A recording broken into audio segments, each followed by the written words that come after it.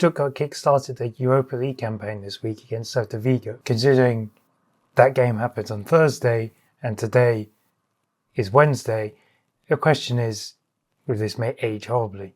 The question is, can they make it all the way to Istanbul and win the competition?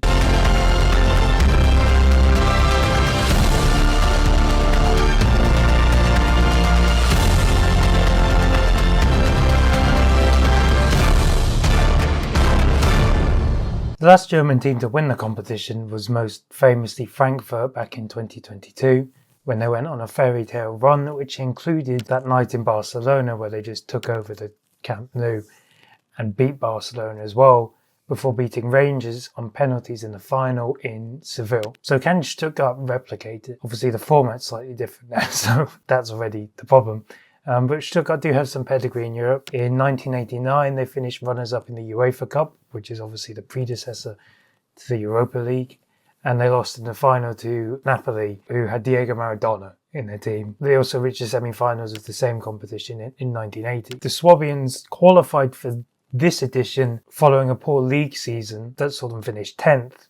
But they ended up winning the DFB Pokal, beating Dritte Liga side Arminia Bielefeld in the final to win their first ever trophy since 2007, which was when they won the league. So before I dive into the details and my reasoning, it's worth noting that this is all based purely on the assumption that Stuttgart don't shit the bed, because if they do, then it's completely out the window. So in the summer, Stuttgart did lose two key players in Nick Voltemade, who joined Newcastle, and Enzo Mio, who moved to Saudi Arabia. So that's two key figures in the attack gone. And so in their place came the likes of Bilal Kanous, Thiago Thomas and Chamber Andreas, to name a few. Whether they will be able to make up for those big departures of Voltemade and Mio is yet to be seen, but they are currently all still bedding in at Stuttgart and the jury's still out. Obviously the positive is El Kanous scored his first goal for the club at the weekend. And so this has resulted in Stuttgart starting the season quite inconsistently. They have 2 wins and 2 losses. And then including the DFB Pokal, they scraped a win against Eintracht Braunschweig. But the signs were promising in their most recent game against St. Pauli, who have been an interesting side at the start of the season so far. So when it comes to who Stuttgart will play in the Europa League, on paper the toughest competition will be Roma, Feyenoord and Fenerbahce. Obviously, by the time this goes out, they would have played Celta Vigo, so who knows what happened there. But then they also play Basel, Go Ahead Eagles, Maccabi Tel Aviv and Young Boys, who they actually did play in the Champions League last year as well. And during that game, Stuttgart beat them 5-1. And it was one of their only wins in the league stage of the Champions League. And then if we take a wider look at the competition as well, and via Opta, who are currently the potential competition favourites, it's Aston Villa, Nottingham Forest, Lille and Lyon. But Stuttgart have shown that on their day, they can compete with anyone. Despite their underwhelming Champions League performance last year, they did show it with a game maybe they should have won against Real Madrid, but they also did beat Juventus.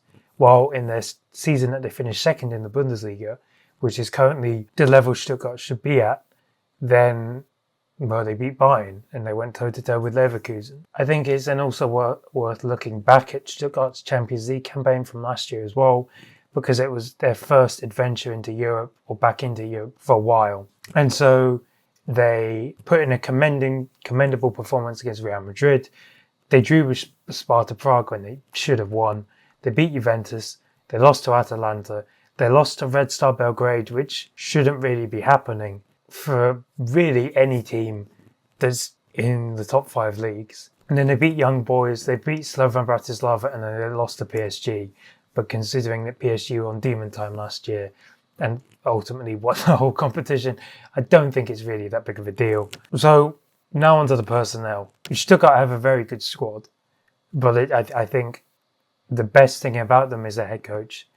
Sebastian Hoeneß is one of, if not the most promising and potentially even best German coach around at the moment. And we can see that on the day, Stuttgart are one of the best and most fun teams to watch in Germany. Obviously, Stuttgart have encountered teething problems to open the season. And if Hoeneß can overcome them, then it will be a step in the right direction for them. Then when it comes to the players, Stuttgart also have a wealth of talent.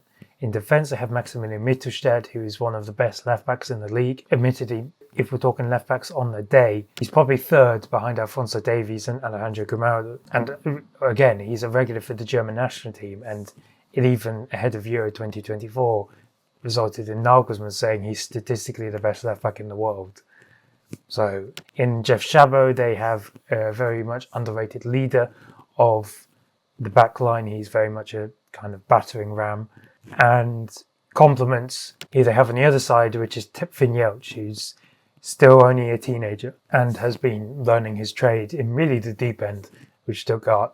Then there's also at right back Joshua Wagnerman and Lorenzo Assignon. While in goal there's Alexander Nubel, but he hasn't really had a convincing start to the season. Nubel's stock, which was previously quite high when he was on loan at Monaco and in the first season with Stuttgart, has slowly begun to drop because he's made quite a few mistakes or could have done better. Then in midfield, it's Angelo Stiller, one of the most promising prospects for Germany's midfield, and alongside Alexander Pavlovic, should be the mainstay of the Germany national team midfield going forward. I mean, he's a potential Toni Kroos replacement with his ability to play the ball, and he's already attracting interest from other clubs, and he will most likely be Stuttgart's next big sale. For whatever Stuttgart achieves going forward, Stiller is the most important one and most important piece. However, firstly, Stuttgart don't have a backup for Stiller, which is a bit of a problem. And then the other problem is who should partner Stiller in midfield, because he's an objectively very talented player, and if you have like someone who's a bit of a bum next to him, it doesn't really help. I have obviously been a big proponent of dropping Atakan Carazor because I just don't think he's good enough to be Stiller's partner. And that's what Stuttgart did in a 2-0 win against St. Pauli, where summer signing Chamber Andreas played, and there was a noticeable difference, and a positive one at that. And then over the past 2 seasons, it's been Carazor. And then for a while, the club captain has been a bit of a slow decline, and it's the smart move to set Andreas up as his replacement, and then then the Turkish international can be used as kind of like a finisher, so he can come on off the bench to provide more security if Stuttgart winning a game. Or if a game requires a bit more physicality, then you play Carazor. But if you want to go up against the best around, then Carazor is not the player for you, or not the player that Stuttgart should be using. Obviously, with the recent departures of Nick Woltemade and Enzo Mio, the attack is where Stuttgart have been kind of plundered the most. The last season, especially those two carried a large creative burden for Stuttgart, and they've yet to be sufficiently replaced. Obviously, the new signings may be able to do that. El Canous, Bunani from Nice and Thiago Thomas is a start. But then Stuttgart will also need to rely on the players that were already there. Chris Führich and Dennis Undav, once he returns from injury. They have to step up in their performances. Both were key in Stuttgart's run to second place in 23-24.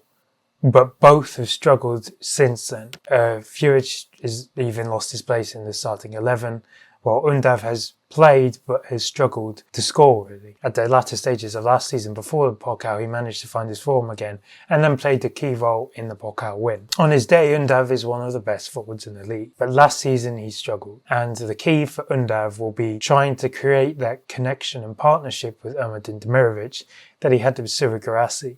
Obviously, Demirovic and Guirassy are slightly different players. That's where Undav was at his best. Now, with Demirovic, he's the only proper striker that Stuttgart actually have. Others are like strikers that can play as like a second striker or on the wing. None are out-and-out striker like Demirovic. Luckily, he's hit the ground running in the opening stages of the season, so he should be a real asset for Stuttgart going forward. Then there's also Jamie Lieberling, who offers a different, more direct, dynamic, run straight at the opponent type of attributes compared to the other forwards who are a bit different. So if the players perform at their expected level, then the sky's the limit for Stuttgart.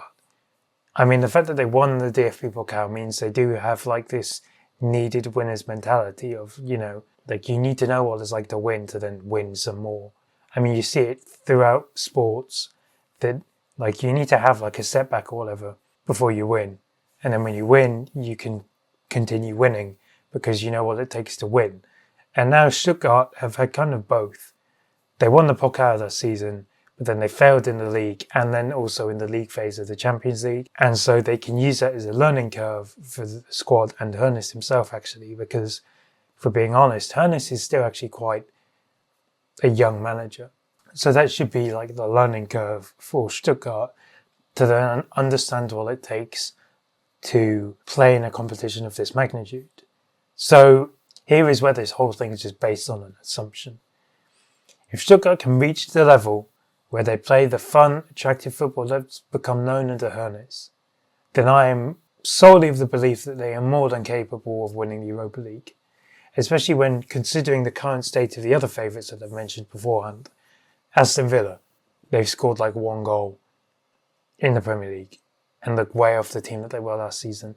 Nottingham Forest have sacked their manager and replaced him with Ange Postecoglou, who granted won the tournament last season, but is still getting to grips with Forest. Then you've got Leo and Lyon as well. You just have to make sure that Stuttgart do not shoot themselves in the foot, which is what happened in the Champions League last year and has kind of been their shortcomings this season as well. And then what this means is if Stuttgart can achieve such a feat then and win the Europa League, they can then take that next step in returning to the upper echelons of German football and show that, okay, you know, we got relegated a couple of years ago and we've slowly built ourselves back up again into this team that we are now. And they can be in a similar position, albeit a slightly different approach to Frankfurt, who kind of also won the Pokal, reached a Europa League semi-final and then continue to, build. And then they won the thing and then they're this juggernaut of buying young, selling high. So if Stuttgart can win the Europa League, then it will take them to a new level as a club. And I think that will change them as well. Because I'm of the idea that for as long as they can keep Hoeneß, and if they can keep Stiller as well, they can replicate what Stuttgart did in 2007, for example, where it was a young team. They had Mario Gomez, Sami Khedira, Thomas Hitzelsberger. They had all of them and they managed to win the league. And I feel like Stuttgart can also mimic that as well. Because as we saw on the day, they are able to do this. Because they're also a young team, they're also quite inconsistent and shoot themselves in the foot at times. If they learn not to do that, then they can be in the same tier as Leverkusen and Frankfurt and Leipzig. Because as of right now, the Pokal has helped them massively, but it would take them even further. So, and then obviously a slight bit on Freiburg. Obviously, Freiburg have become a bit of regulars in the Europa League in recent years. They've slowly managed to find their feet in the league. They would have played Basel by the time this is out. They play, as well as Basel, they play Bologna, Utrecht, Nice, Victoria Pilsen, Red Bull Salzburg, Maccabi Tel Aviv and Lille as well. I think Freiburg could also make a run into the competition. I think they could make it to the quarterfinals. I think that's Freiburg's ceiling. Obviously, you can break the ceiling, depending on the draw, but if you're going off, if the favourites make it as far as they're expected to, then it's Freiburg who will lose in the quarterfinals. Let me know what you think. Let me know if you think Stuttgart could win the Europa League, if Freiburg could win the Europa League, or if neither of them could win the Europa League and they'll just crash out earlier on than expected. A bit like how Frankfurt did last season. You lot subscribe to the channel. Obviously, I'm saying this sort of free will. No one's forcing me. There's a lot of good content on there, so subscribe to the channel.